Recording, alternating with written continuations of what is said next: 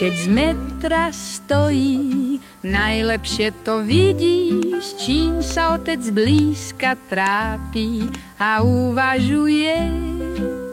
To dcéra Lili z bezpečnej vzdialenosti kontroluje. A tie rady, čo mi dáva, s úctou musím prijať. Sem tam na mňa rukou máva, sústreď sa ty pri práci. Kladivo a šrobovák, to sú naše silné stránky. Technický benzín veru tak, rozoberiem filter dávky. Hovorím jej, vyčistíš to všetko, nikdy odpovedá drzaňa. S varechou si naplánuje stredko modráriť od večera do rána.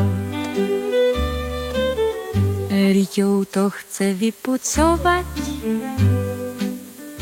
bo ten benzín nevidela. Na polienku ponocovať,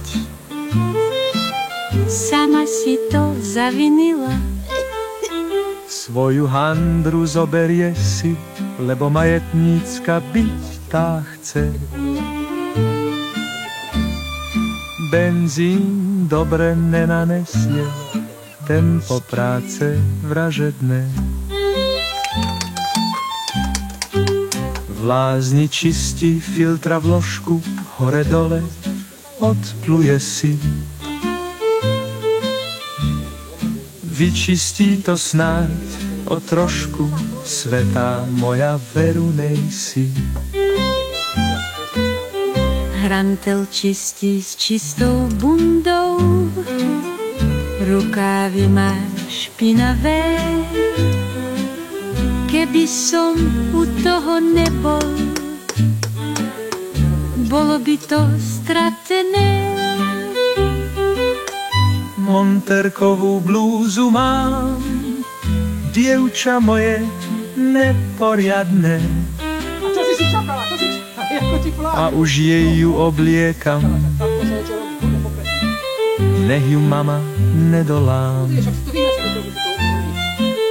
Rukávy jej vysúkam, môže ona rada byť. Keď je nariť nastrúham, budeš ma ty velebiť.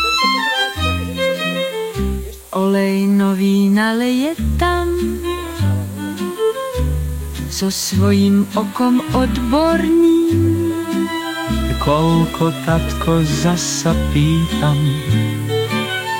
rysku dobre nevidím. rož sa nám prilepila na filtrovú vložku.